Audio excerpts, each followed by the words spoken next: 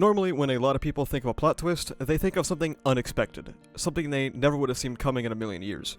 This is an expectation that modern media has kind of built. Not that it's inherently wrong, because really, it isn't. A plot twist can definitely catch your viewers off guard, to be something they could have never foretold. But it's also bred this idea that a plot twist should never be expected.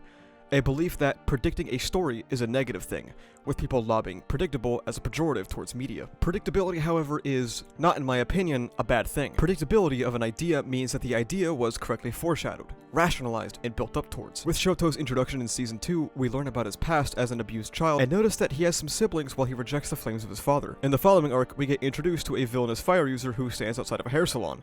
In Season 3, Dabi particularly calls out to Shoto, saying, "Well, isn't that a tragedy?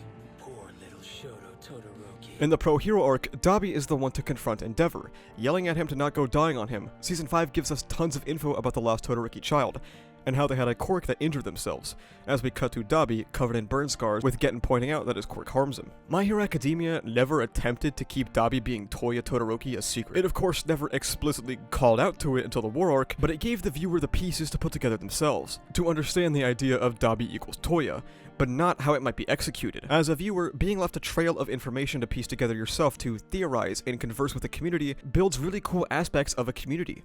It can also reward the viewer and make them feel smart for putting effort and thought into your work, helping build that author and viewer connection after they pretty much go, "Hey, you were right, now enjoy peak." Back before Dabi being Toya was explicitly confirmed, there were a few contrarians who looked in the face of all this evidence and went, "But wouldn't it be cool if all of this was a red herring and Dabi was actually just some random dude?" And while the idea of a red herring or misdirecting your viewers, of course, isn't always a bad thing, in fact, it's a pretty common literary tactic, there is a point you reach where after a while it's just like, why? In the modern day, where there are thousands of online spaces solely dedicated to discussing media, at a certain point, there's a limit where people will start guessing correctly. The Force Awakens is a film that many people find to be obnoxious in the way it subverted expectations. To some, it was the embodiment of twists for the sake of twists. Whether that's true or not can be left to your own interpretation, but it's definitely hard to deny the sheer amount of hatred this film has, even if some of it is absurdly dumb. Westworld is a show that is often thought to have changed its plot because people on Reddit had guessed the twist. The validity of that statement is unknown, but twists for the sake of twists or changing the story beats because people have paid attention to your story seems like the ultimate slap in the face to your fanbase. You know, another fan-favorite series that didn't try super hard to hide the twist and instead gave the viewer hints of a trail to follow? I'm the armored titan. He's the colossal. The Dabi reveal and the Reiner reveal are both some of my favorite reveals ever, and oftentimes the Attack on Titan reveal is considered to be one of the best in anime. And yet both of them can be easily predicted. Not only does Reiner, I don't know, look exactly like the fucking Armored Titan, but the biggest giveaway was when Reiner thought that Eren was back in the right flank, and the female Titan was after Eren, who coincidentally goes to the back right flank. What makes these twists work isn't their secrecy, but the execution of them. What they do to the status quo of the story, how our characters feel about them, how this changes the world, and what it does for the people involved in the twist. Of course, Reiner and Bertolt revealing they are Titans here does a lot for them, and Jesus Christ is this scene awesome. But I'm not here to talk about Attack on Titan. I'm here to talk about My Hero Academia and Toya Todoroki. For the majority of My Hero Academia, you look at Dabi and think, what does he even do? No, seriously, this guy pretty much did nothing besides get his ass kicked and lose fights, but for some reason, he was dripping with intrigue as to what he really is. He refuses to give up his name to Shigaraki, and the heroes couldn't find anything about him.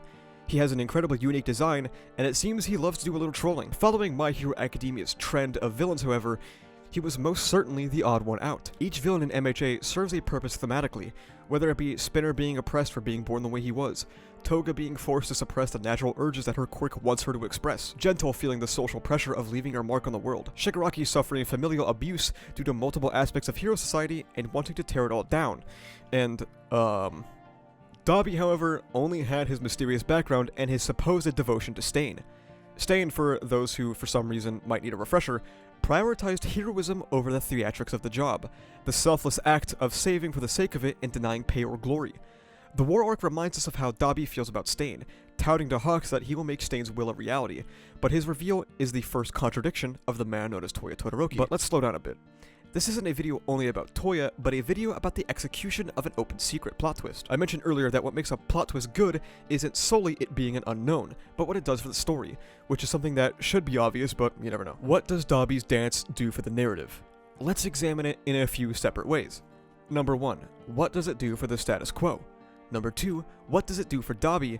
And finally, number 3, what does it do for other characters? For number 1, Dabi's dance happens in the middle of a seemingly unprecedented scale of conflict within Japan. But as we see as Skeptic helps him hijack televisions around the world, people far from the conflict zone are moving on with their day-to-day. Dabi's reveal goes beyond the battlefield, taking over every television or live stream in the nation, taking advantage of the faith that has wavered over the past 6 seasons and capitalizing on the ongoing war to expose what Japan considers the inadequate replacement of the symbol of peace. He shows to the world that the cracked pillar that is barely filling the void of All Might isn't as pure as they thought, but he's a child-abusing, wife-beating piece of shit that participated in eugenics to create more heroes. Shark Boy correctly points out that Dabi is the first one to speak, and no matter what Endeavor tries to do as damage control, it doesn't really matter. Misinformation in the modern day spreads like wildfire, and Horikoshi has always done a great job showing us exactly how people gossip and spread narratives that they have heard, not out of malice, but out of genuine ignorance and as well as out of human communication. He assisted in helping build Endeavor's reputation by throwing things like the High End at him,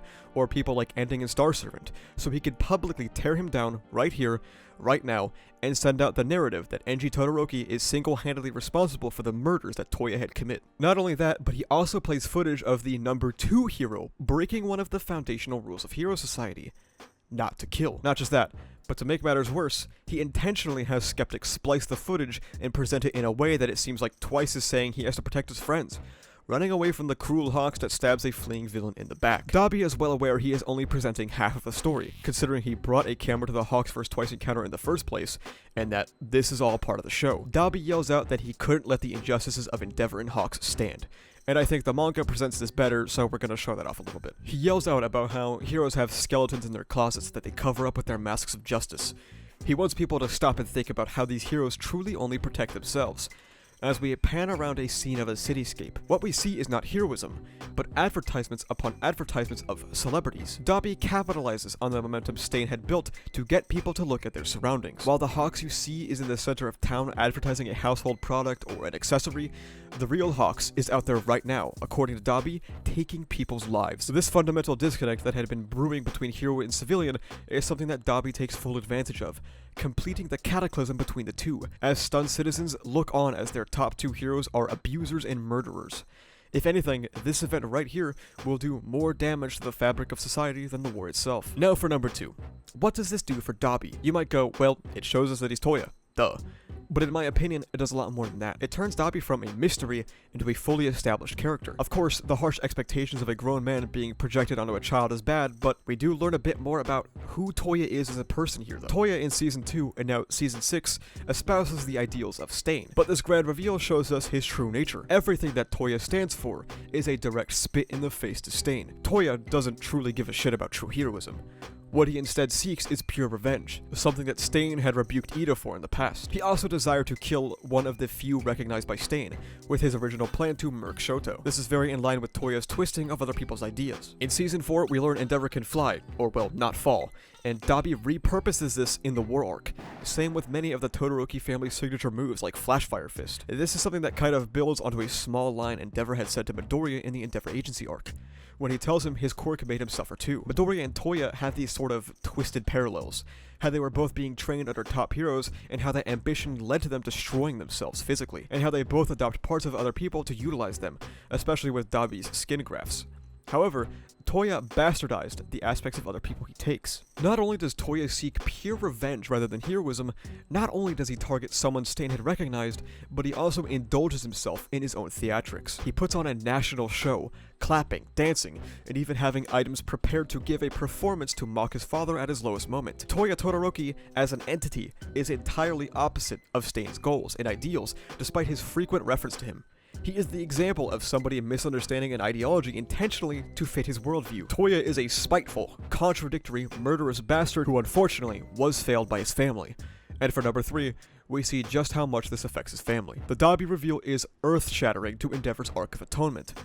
A man who has tried his best to not seek redemption or forgiveness, but to instead do the right thing, after years and years of hurt and neglect, because it's the right thing to do. Right when he feels he's finally taking steps in the right direction to carve a path for the next generation, that same generation comes and spits in his face, dredging up old wounds and revealing his sins to the public that he himself did not reveal. We had seen a multitude of perspectives on abusive familial situations, and the Todoroki family plotline remains as one of the most nuanced and well thought out subplots of the entire series. Fuyumi represents the child who just wants their familial situation back together. Not that she doesn't understand the other kids, but she just wants a family. Natsuo is someone who cannot forgive his father after witnessing the sins against Toya and never being able to build a relationship with Shoto. And of course, Shoto himself. Someone who resented his father for what he did to him, but also noticing and understanding that he's trying to change for the better. This is when the wrecking ball known as Dabi comes in, who is in extreme response to the abuse of Enji. Despite what a lot of people say, Toya's legitimate pain and suffering under his father does not justify the mass murder. I know, it's a shocker. But it's also lazy to simply rebuke him for that and not look at the overall message. That the mistakes of Enji's past will never die. That no matter how much he tries to better himself, he must accept full and proper responsibility for the life he had indirectly snuffed out, as Toya looks down on him and essentially thrusts Shoto into his final role of My Hero Academia. The Dabi reveal was very predictable, but that's okay. It massively shakes up the world of My Hero Academia. It gives Toya a character that we can work with and analyze, and it completely flips Enji's atonement on its head and carves out a path for Shoto in the future. There's a reason this shit outtrended the US 2020 election, and it remains, even 2 years later, a top 5 chapter of My Hero Academia. Thank you so much for watching. If you like this video, please remember to like, comment, and subscribe for the funny YouTube algorithm. You can check the description down below to follow me on Twitter, where I'm objectively correct all the time. You can also join my Discord, where we talk about My Hero Academia, ReZero, Jujutsu Kaisen, and stuff like that. And you can also now become a YouTube member, which basically just gives you access to behind-the-scenes content, a little badge on comments, and live stream chats, and access to some emotes. Only do so if you want to support the channel, though. But that's about it, though. Thank you for watching. See ya.